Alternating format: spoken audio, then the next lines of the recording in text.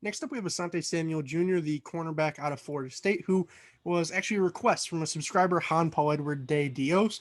I know that we're obviously after the draft, but if there are any players that you guys would like me to go back and watch, grade, and evaluate and bring you a video on, I'll most certainly do that, right? Just drop them in the comment section down below. In terms of his background, then, as well as just his general measurables and whatnot, first and foremost, have to talk about his bloodlines, right? As he is the son of former Patriots and Eagles, all pro as well as Pro Bowl cornerback Asante Samuel Sr., right? Who, just like I was talking about in the Pat Surtain video, as well as the JC Horn video, there's some advantages to having those elite bloodlines. Obviously, there's something to having a dad that's done it to the highest of levels on speed dial in your back pocket, right? Or, sitting across from you every night at the dinner table. And Asante's had those sort of advantages growing up, right? He's always been around the game. And I think you sort of see that in his game, right? Maybe he's not the most physically gifted guy, but when we're talking about somebody who can read and react and sort of see things before they happen, he does a very good job of that, as we'll get into on the next slide. And I think a lot of that probably comes from the fact that he's always had a Pro Bowl cornerback sort of peering over his shoulder, right? And getting into his size then, as well as his pro day testing results, a guy who's 5'10", which obviously at the corner position is a little bit questionable, 180 pounds, did 12 reps on bench, had a 35-inch vertical, a 10-foot 4-inch broad, as well as a 4'4", 140, a 409 shuttle, and a 6'9", 3 cone, right? So we have a guy who's not necessarily the biggest, not necessarily the strongest, but in terms of straight line speed, he's pretty freaking fast, right? And I think you most certainly see that on film. Some of the change of direction stuff and general explosiveness can be a little bit questionable in my eyes, which I think is sort of reflected in those numbers. But at the end of the day, we're still talking about a very high level athlete, regardless of his size, right? And that's going to kind of be evident here as we get into my grade, right? So first things first, in terms of his coverage ability, I would say he's more so than anybody else that I've watched so far. He's probably the best zone coverage corner of the class, right? And obviously that's only 5 guys, so not a massive sample size. But regardless, I felt like he was one of the more comfortable guys in space, right? He was one of the better guys at reading and reacting to what the quarterback was doing, as well as what his wide receiver and or tight ends entering into his zone, what they were doing. I felt like when it was one-on-one, Asante on an island against a receiver, sometimes you would see that height kind of come back to bite him a little bit. He also isn't really, at least in my opinion, the most fluid of guys, as I kind of mentioned previously, right? In terms of just turning and going. I think that there's some sort of hitches there, and it just doesn't look super smooth to me. Still fine, right? I gave him a 6.75, but I think that kind of comes back to bite him a little bit in man, because even though I have his reactionary quickness very high, right? When that QB throws the ball, he's able to very quickly plant, put a foot in the ground, and accelerate towards it and try and make a play on it. But when it just comes to, hey, that wide receiver, you thought he was running a corner route and now he's running a post, and you're kind of out of position, you got to turn and go and recover. That's a little bit shaky to me, right? And that's where I marked him down a little bit in that regard. I do think, though, that the general speed and quickness is there, right? That's evident regardless of what coverage you're having him play.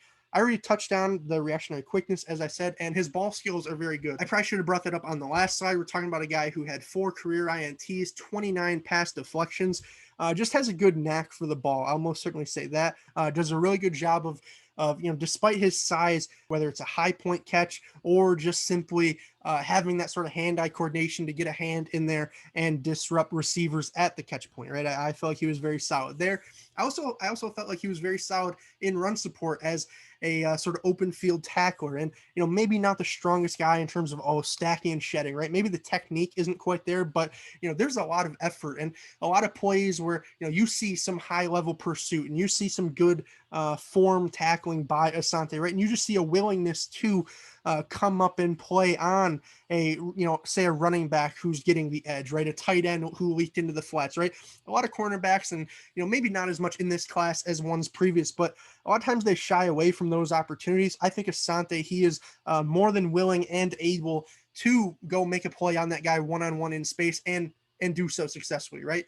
I think he was very solid in that regard, although I don't necessarily think that he's super great at the line of scrimmage in terms of pressing guys, right, and really disrupting their route patterns. One thing that you'll notice with him is he's probably at his strongest when he's just able to sit back in zone, 7, 8, 9 yards off the ball at times, and just kind of slowly feel things out, right, and be very patient. And maybe as a result of that, he'll let up some extra stuff just underneath, right? But I don't really think that's a huge deal when it's in lieu of letting up these massive gains, right? He does a good job of, at least in my eyes, recognizing, hey, maybe I'm not the most fluid athlete, right?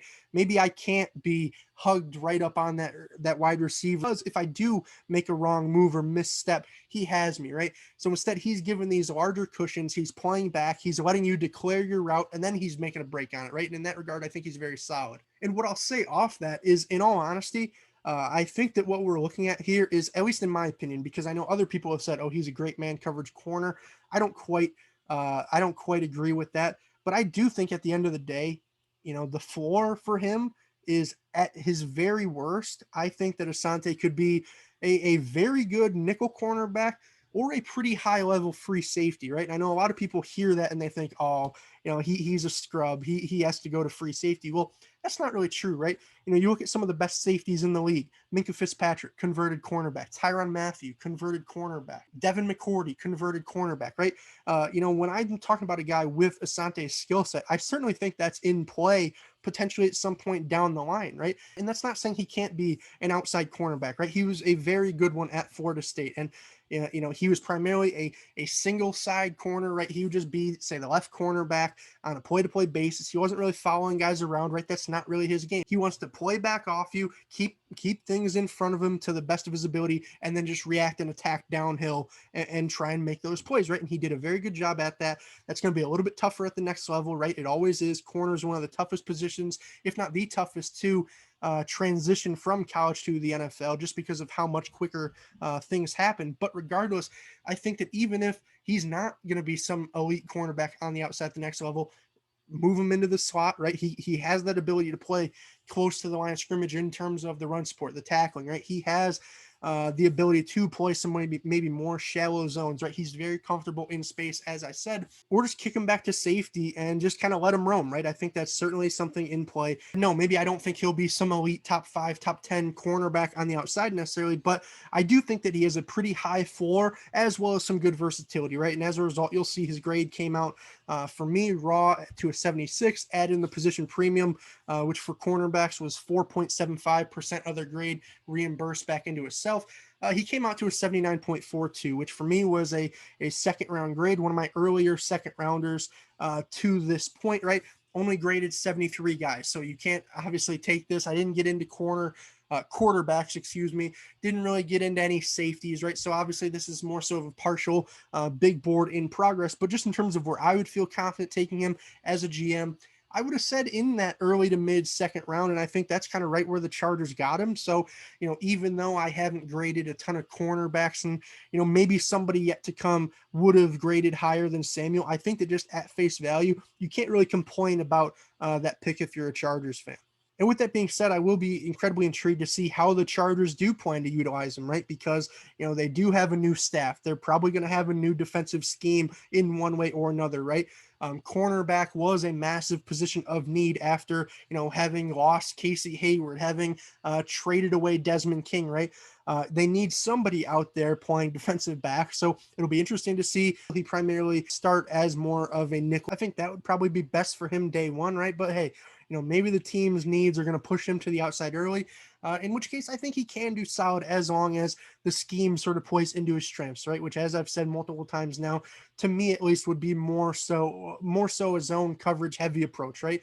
I think that, putting him out there and surrounding him with, oh, hey, here's Kenneth Murray dropping back on a hook zone. Here's Derwin James next to you in a deep zone who can kind of help out and shade to his side a little bit, right? I think that would be acceptable day one and year one, right? I think that just asking him, hey, go out on an island against Tyreek Hill, right? Go out on that island and play against, say, a Cortland Sutton or Jerry Jeudy twice a year. I don't know if that's necessarily what I'd want, right? For me, again, with him, I'd say let him play back, let him use those eyes, use those football instincts, and then just break on the ball, right? And that's kind of what I felt like he did best at Florida State, and I think that's probably what he'll continue to be best at the next level.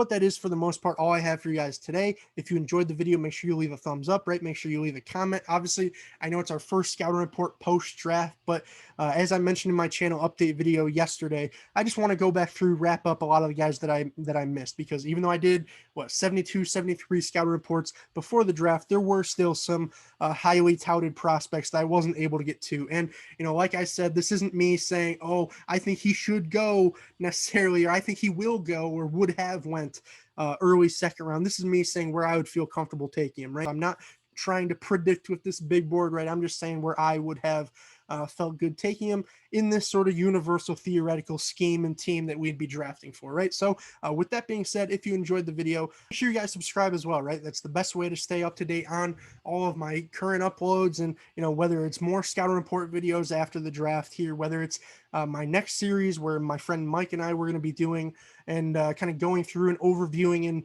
and discussing each team's specific draft class and their sort of offensive and defensive depth charts. The only way and the best way to stay up to date on those is by clicking that subscribe button and even clicking that notification bell so you're always in the loop. But with that being said, that is all I have for you guys today. I'm mic'd up. Now I'm micing out. Peace, guys.